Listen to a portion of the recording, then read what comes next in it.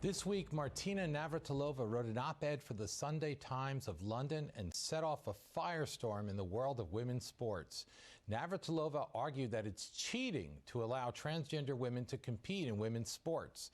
Hello, I'm Bill McGurn from the Wall Street Journal, and welcome to Deep Dive. The issue of transgender athletes is proving highly divisive. Each side invokes science for its side. And recently, Congresswoman Ilhan Omar said she was recommending that the Minnesota Attorney General investigate USA Powerlifting for its announced policy of prohibiting transgender women from competing in women's powerlifting. With me to discuss today are Jaycee Cooper, a transgender powerlifter whose application to compete in a USA Powerlifting event was denied. She nevertheless holds a state women's title with the USA Powerlifting Association. Dr. Rachel McKinnon, a transgender woman who is a world champion cyclist, an assistant professor of philosophy at the College of Charleston, as well as a public speaker and activist for transgender rights. And Abigail Shrier, a freelance journalist who writes about culture, law, politics, parenting, and technology for publications such as Muck Rack and the Wall Street Journal. Thank you all for being here. Dr. McKinnon, let's start with you because it set the table of what Navratilova did. You've tussled with her before online and so forth, and why it's caused such controversy. If you could outline her claims and then your, why you object to it so strenuously. Sure. So she was tweeting in response to a story, I think, about me back in December. Right. She said something about how she didn't think it was fair for trans women to compete, that there should be standards, and that a woman having a penis was inconsistent with that. Right. And then we had a little back and forth on Twitter. I was trying to explain to her that genitals don't play sports, for example, that the current IOC policy does not require genital surgery for trans athletes, so that she was out of date in how she understood the rules for trans athletes. And I thought the issue was put to bed. There was a lot of press about. She said she was holding off, right, further comment at the time, right, well, until she studied the issue a little more, right? My understanding is she also said that she was done for her purposes. She was going to go back and reflect, and she did delete her tweet. Right. And I was done with the issue too. I hadn't spoken about her for a long time. And then to my surprise, Sunday morning, people were emailing me this op-ed she wrote in the Sunday Times in the UK. And then just a much bigger media storm has sparked, right. And hence I'm here. It was because it was a more it was a full article as opposed to a tweet, Absolutely, right? yes. And so what is the basis of what is the essential claim she's making, and your objection to it? Sure. I'll read from it if that's okay, because this is where she condenses her argument. So she says, to put the argument at its most basic form, a man can decide to be female, take hormones if required by whatever sporting organization is concerned, win everything in sight and perhaps earn a small fortune, and then reverse his decision and go back to making babies if he so desires. It's insane and it's cheating. And this is her core argument in her own words. It was unprompted. She had all the time of authorship that she wanted. This is what I object so strenuously to. And what's happened since she wrote it? It's been a couple of days now. What's happened? What's been the fallout so far? Well, certainly I think the fallout for her has been larger than for me. Certain organizations such as Athlete Ally, which is an organization that advocates for LGBTQ athletes, Martina was on their board and an advisor, and then Athlete Ally came out quite strongly with a statement opposing her op-ed and then dropping her from the board and as a pro-ambassador. Right. And Jaycee, let me ask you now, this affects you very personally as well, right? In your sports career. Tell us because this op-ed comes out just about 2 weeks after USA Powerlifting announced its policy. What had been the policy before, and what is it now? Sure. And tell us a little bit about powerlifting for people that may not be familiar powerlifting with. is a competition that you compete with 3 lifts: squat, bench, and deadlift. And I happen to win the U.S. Powerlifting Association, which is different from USA Powerlifting. It's completely separate? It's a separate federation entirely. Okay. I won their Minnesota State Championship recently. So is it that we have 2 powerlifting groups with different policies? Is that correct? Is that where we are? There are two different federations with different policies. In USA Powerlifting's case, They specifically did not have a policy pertaining to trans people. Nothing public-facing, nothing in their bylaws or constitution, other than the International Powerlifting Federation, which is the international federation that USA Powerlifting belongs to. They adopted the IOC consensus on sex reassignment, which is looks at testosterone levels and the amount of time waited in order to be eligible for sports. Now, are you also the athlete that the Congresswoman is representing to the Minnesota Attorney? She's a Minnesota Congresswoman, so she's asking the Minnesota Attorney General to look into the case? Correct. Ilhan Omar did contact me and put out that letter on my behalf. And what is her argument that the USA Powerlifting's ban or policy, I mean, they claim that you have a direct competitive advantage, right? That's the basis of their claim. Yes, that is the basis of their claim. However, they haven't shown any scientific evidence to back that that argument. And so she is asking the state attorney general to investigate USA Powerlifting for human rights violations. Correct. Is that right? Yep. And that's just in the beginning stage now, right? Correct. We don't know much more about it. Abby, what's your take on all this? I take it you have an opposing view. Well, yes, I have the view that used to be known as common sense, but we seem to have lost our grip on it a bit. No competitive advantage. There's a great deal of science behind it. Men have an average of 10 to 40 times the amount of testosterone in their bodies that women have, and during puberty, and this is the critical time, they get such a large surge of testosterone that it produces vastly greater bone density, muscle mass, fast twitch muscle fibers, all things that are necessary in strength and speed. So what you're saying is it's not just the testosterone level, but during puberty it affects permanent changes in a body. It does, and they are permanent. It confers an absolutely massive advantage. So massive, in fact, that the fastest woman in the world, can be beaten. There are 2,000 runners, or roughly 2,000 runners today in the United States who can beat the record of the fastest woman in the world. So what we're talking about now is not just women in sports. We're talking about ending women in sports. And how is that so? I mean, why does it end women in sports if you allow trans women to compete? Because our greatest athletes would never make it onto the court. Our fastest runners wouldn't qualify for the Olympics. The trophies, the scholarships. When you say you mean? Our fastest women athletes. People born women. Yes, people born women, what we used to call women. Right. They would not make it onto the court. Yes. Right. And so you think that that this would be ending women's sports, at least as we know it. Well, certainly. Right? I mean, to take an example from powerlifting, the record for the greatest bench press, and this is by an outstanding athlete, the best bench press that the greatest female powerlifter has ever accomplished is 600 pounds. Right. The male powerlifter, his bench press record was 1,100 pounds, roughly twice the amount. Do you see how many women we're eliminating from sports? Right. Dr. McKinnon, I take it that you disagree, but can you set the table on a lot of policies seem to be taken from the Olympic Committee. Am I right on that? That yes. they kind of set standards yes. that others. What is the Olympic policy on trans women and women's sports, and also trans men and men's sports? Sure. What's the policy? So there's a reason that many sports take the IOC's lead, and that any Olympic eligible sport, they all have international federations. Those international federations are bound by the IOC's policies. Now, those federations can have more permissive policies than the IOC, but they are not allowed to have more restrictive policies. Then any national federation of that international federation has to, so it's this chain. So I'm a cyclist, I compete under USA Cycling, who is part of the UCI, who's a member of the IOC. So that's where it really matters, right? Because it then, you set the policy at the top, and the yes. others, if they want to be eligible yes. for this yes. competition. And what is sure. their policy on this, both for trans men and trans women? Sure. And when did they adopt it? Yeah. So the media has been quite poor at reporting when the first trans policies were released. Most reporting states 2016. So we have some people like Abigail, who very naturally, if you think that the very first trans policy was 2016 and that we've only had one full Olympic cycle in that time, you might think, oh, it's so early, we haven't had a chance to see trans athletes. But that's not true.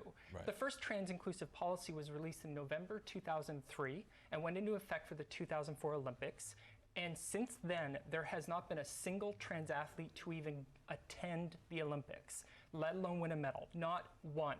So the idea that trans people are suddenly going to take over sport has not borne out. Well, just to play devil's advocate there, is the argument that they're going to win every sports? I mean, I have 3 daughters, who are very athletic. One was a college all-star in rugby. Yeah.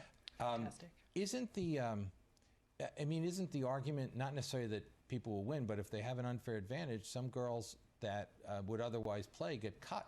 Yeah, so first I wanted to answer your question about what the policies. Sure. So in the 2003 policy, they required trans athletes, men and women, to have genital surgery, which is irreversible. So we call that genital surgery. Some people call it sex reassignment. That's no longer a preferred term. Right. And then you had a 2-year waiting period before you were eligible to compete. This policy was created because of a Canadian cyclist, by the way, Michelle Dumaresque. But since she had already had surgery, she was immediately eligible. And she was a Canadian national champion, never went to the Olympics.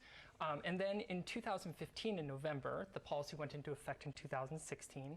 They updated the policy because they thought that a justification could not be made to require genital surgery, and that all the science supports that if you suppress testosterone in trans women for 12 continuous months, and then the trans woman must maintain that suppression for their entire competitive career, then after 12 continuous months of testosterone suppression below a certain level, you were allowed to compete in the women's category. Right. For trans men, the new policy is that trans men may compete in the men's category without restriction whenever they want to, and they can get a therapeutic use exemption called a TUE for testosterone as part of their hormone therapy. Right. Okay. So tell me why. So why then is USA powerlifting? It sounds like that it'd be very hard for them to maintain their position if they become ineligible because of IOC rules that everyone else follows. Why did they come out with this? I mean, their argument is that our sport is a sport that stresses power and strength, right? Typically male advantages. And so someone, they say like you, has a direct competitive advantage. Why are they wrong in that? Well, if we're looking at the studies behind it, we can present the facts to show that they are wrong. And aside the fact, if you're looking towards becoming internationally known, so becoming adopted into the Olympic Games, you do need to follow the IOC rules. And so this is a vast, I mean, they're differentiating completely from international opinion in sports. And this is well looked into, and there's science. So why would they? That's a good question. Right. I mean, presumably they have a fear, right, for their sport, right, or else they wouldn't do it. Right, and I think that fear is foundless. Well, is it foundless in the sense that they're now threatened with a state investigation of a human rights violation, right? No, it's because the evidence doesn't show that there is any risk present for having trans women compete in women's powerlifting. But of course, there is a lot of evidence. Except there's not. So there is evidence because what we're seeing is that transgender women with no record of athletic top achievement besting women handily, and which is exactly what we would expect. This is, there is no, and when they bring up when individuals bring up the human rights violation or alleged human rights violation, it's interesting that only girls are asked to sacrifice for these human rights. Only girls are told, no, you have to compete against people who can biologically overpower you. There's no comparable sacrifice being asked of boys and men. In what sense? Because if Dr. McKinnon says that female to male transgender are allowed to compete in the boys' sports, right? Yes, at no great sacrifice. Right. At no great sacrifice for the reason that biological men, as we have known, and as endocrinologists will tell you, have enormous biological advantage by virtue of the massive changes that happen during male puberty. and those are lifelong. Even if they later bring down testosterone levels artificially, it never makes up for the lifetime surge of testosterone they've achieved. The lung capacity, the heart size, I mean, the muscle fibers, the upper body strength, the lower body strength. Well, let me ask you. I know there's a lot you want to get to, but let me ask the first one, especially for people that don't follow it. A lot of the way that is treated focuses on testosterone levels, right? Yes. Now you object to that as well, right? Tell us why, because in some ways, so they say women can compete provided her testosterone levels are below a certain band, and it might require people, as a price of competition, trans women, to take medication to lower their testosterone levels. So you object to that as well, right? What is your criterion then for competing? Well, so I would really like to talk about the science first, because it's really important. So Abigail says if you ask endocrinologists, but I don't think she can name a single study, whereas I have a stack here that I can talk about. I can, actually. So, for example... I can absolutely name a study. There was a study out of Duke Law. Okay, so, for example, it would surprise people that study after study has found that there is absolutely no relationship between sports performance and testosterone in men and women. And one of the problems here is when we talk about testosterone, and we're talking about endogenous testosterone, the stuff our body makes, when we add testosterone to our body and give our body more than it's used to, that's exogenous testosterone. We know that increases performance. That's doping, that's why it's banned. But there's no relationship between having high natural testosterone performance. So the really interesting thing here is when you look at the range of natural testosterone values in cisgender men, it goes from 0, it goes from below the women's average to the very high end. And in one study, of 900 elite world-class athletes, they found that 16.7% of the men are within the normal female range. Another study found 25%. And also, 3% of men competing at the world level are below the average for cisgender women. So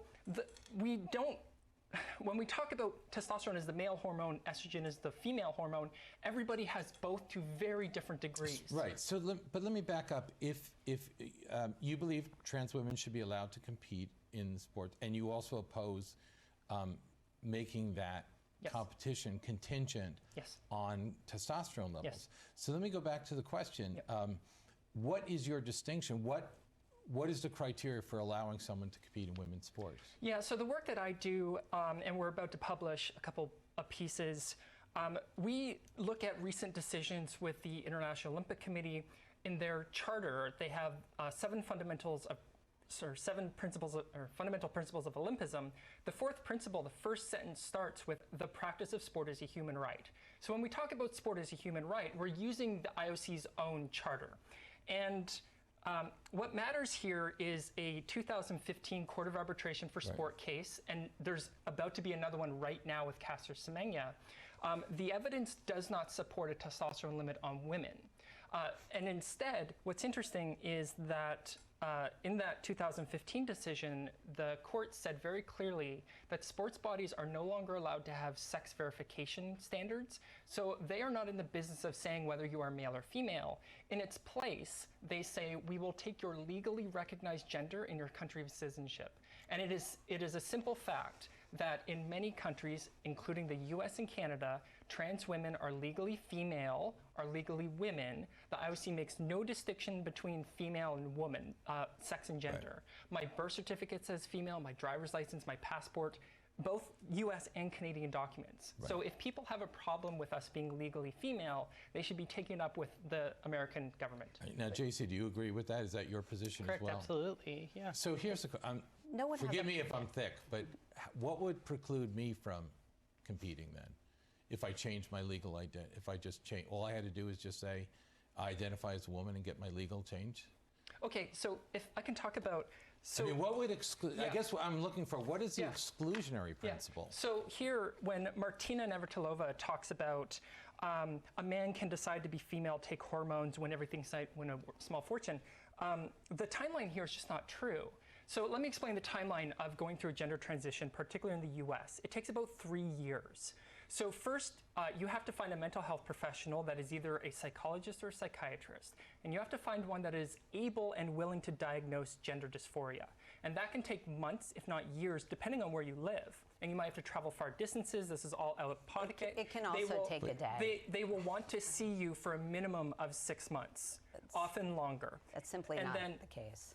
And then, after they see you for a few months and they have to affirm that you are the gender that you say that you are, they will write a letter. See, I mean, at least in the college experience, there's a lot of affirming going on right now, no, right? but I mean, we're talking by a medical professional, and what they do with this letter is that they take it to a doctor. The doctors require a letter from these mental health professionals, and then it takes at least 6 months of testosterone suppression to bring yourself below the limit that's required for sport, and then another. But you don't want a limit. Hold on, I know, but I'm talking about right now, because Martina's talking about right now. And then it's another 12 months of continuous suppression, and then you have to get your legal documents changed, which requires a court appearance in the US. Many judges deny these cases to real trans women, and then if you change your gender for the purposes of sport, you are not allowed to change it back for 4 years. No cisgender man. Well, easily. I mean, you may not be able to play sports, but if you're done playing sports, how is that? But no, you're not allowed to change it back for the purposes of sport. Right. So you won't be able to compete. But it just sounds, again, I could be very thick, but it sounds like there is no prohibition on my playing if I just went and legally got the changes, and I could find a doctor. And I would support you. I mean, I'm on extremely strong ground here. I have interviewed at this point, gosh, well over 4 dozen people now on the very issue of transitioning and how long it took for often their adolescents even to get hormones. And you can walk out of a clinic the same day with hormones, absolutely, across the country. Planned Parenthood gives them out on an informed consent basis. It is not the case that it is a very difficult hurdle. Now, it used to be, and I've talked to transgender individuals who are older who experienced a long wait, but that is simply not the case today. And in any case, it doesn't really matter. The point here is fairness. Right. And it is simply unfair for a group of people to get to choose their competitors based on who they can beat. Right. So, Jaycee, under the distinction that you support, I mean, if I just decided to identify differently and got the legal documents, you say you'd support me. So there's no barrier for me to compete. Would that be? Well, under the IOC rules, there no, would but you don't. You object to the IOC rules, right? You object to the testosterone, the treatment. So in your world, what would? I mean, I guess the question is, if you have women's sports and you have men's sports, what is the dividing line? Sure. Apart from just a personal decision. See, the thing is, we need to be looking at the facts, and Rachel has been bringing up really good evidence supporting the crossover from male to female sports. Looking at the testosterone levels, you can see how it overlaps. And if you're looking at the 900 elite athletes and their testosterone levels, you can see it. And we even have the diagram right here if you want to look. Right. Well, I mean, I just say as a parent, of girls playing, I know this is a big discussion among other parents. And I think most of the parents, maybe not all, I don't speak for, would find it very unfair. So our experience is that actually that most parents are very supportive, and so are most of the athletes. I have found overwhelming support. It's only the small minority, they are very vocal and the media loves to give them attention, are opposing. But one of the really important things is people have been saying this all the time that, well, cisgender men are saying, well, I will transition and go win stuff. Apart from winning. Hold on, just let me say that a group of us have gotten together and challenged any cisgender man who wants to do this. I will pay their race fees, we will pay for their travel, we will pay for their top-end bike equipment to do this. But you've got to remember that if there's even a whiff that they aren't sincere in their gender and their lived experiences, then they will be caught as cheating. So fraud is still possible. So this person has But the fraud, it doesn't sound like science to me. It sounds like personal preference in a legal document. That doesn't sound like a scientific distinction. But what do you mean by science when you say that? By some distinction that is not arbitrary, that is a matter of X and Y chromosomes or biology or whatever. So the interesting thing about biology is that it's very complicated. So it is not the case that all men are XY and all women are XX, even assuming trans people don't exist for a moment. So there are many, many intersex conditions. About 1% to 2% people in the world have some sort of intersex condition. You can have an X chromosome only. There are XY females where they have something called complete androgen insensitivity syndrome, where their body produces normal male levels of testosterone, but their receptors don't work. So they develop into phenotypically female. The IOC used to use chromosomes as a determinant of what sex competition you were in. Then the science caught up and they realized that it could not work. There is no biological, this is men, this is women. There is no set that we could pick. No, of course not. Just because that they're abnormalities or that they're aberrations doesn't mean that the categories go away. That's simply not the case. Right. And another thing, to the point you raised about how parents are so supportive. Parents are terrified like everybody else. Martina Navratilova, one of the most fearsome athletes I have ever seen, and I watched her career, in awe. And in my childhood, she got, and who has stood up for gay rights her entire life. And listen, she's on the wrong side of the issue here. Well, so all of her credentials were But does she not have any credibility? Right? I think what Abby's saying, credibility is stripped does she have some credibility? Did she just call us aberrations? I'm wondering. Yes, I didn't call you. I said you saying were referring to Klinefelter syndrome. Yes, genetically that is an aberration. I'm talking about people with a genetic aberration, meaning a statistical deviation from the norm. Yes, I think everyone would agree Klinefelter syndrome is an aberration. And so where do we go from here? Where does this happen? What's next? I mean, are we going to be suing all these organizations? And I mean, my informal, admittedly, experience is I think a lot of parents are very terrified of girls, and I don't think it's a matter of fearing someone's going to come in and win the track meet or win the tennis match and walk away with the trophy. But they fear that maybe the girls on the margins will lose their ability to play in the sports, right? Right, and on a daily basis, we're losing our ability to play sports by these eligibility rules excluding us entirely. So about the idea that if a trans person comes in and they are competitive, that you're bumping the bottom person off the rung. Right. That's true of anyone who moves into the district or comes in as an immigrant from the other country. I'm a Canadian citizen, so when I came in and raced in South Carolina, and I got 20th in a race, or second to last, which does happen, by the way. I do lose most of my races. Sure, I knocked the last place person off, but that's true whenever anyone enters a district.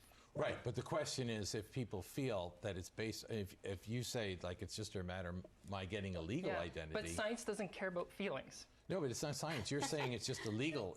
If I change my legal documents, then I could compete as a woman. And I think to a lot of people it sounds like nonsense. But every scientific organization, the American Medical Association, the American Psychological Association, the American Psychiatric Association, the American Academy of Pediatrics, all support trans people as being the gender we say we are. Every single major scientific group supports trans people. Right. Okay, well, we didn't put girls on their own sports teams because of how they identified. We did it because there's a massive biological advantage in sports that men and boys have. And society evolves.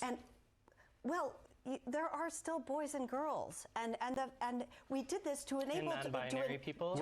It's also interesting that, to Abby's point, a lot of the people like Navratilova are gay women that object to this because they're saying you're taking away the spaces that they've carved out to compete. I mean, it's interesting. It's not just old. That's exactly right. The radical crotchety conservatives like me. I mean, it's interesting. Right, and we're saying that now is the time for us to carve out a place in sports as well.